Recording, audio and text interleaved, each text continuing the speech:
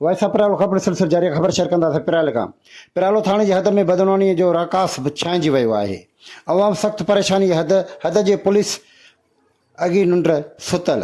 पिरालो भरिसां नामालूम शरपसंद अनासरनि मुबीना तौर ते ख़ादिम हुसैन महर जे लखनि रुपयनि जी मिल्कियत वारो खजिन जे बारदाने खे बाहि ॾेई साड़े वियो आहे, जंहिं सबबि मुतासिर खे वॾो नुक़सानु पहुतो आहे।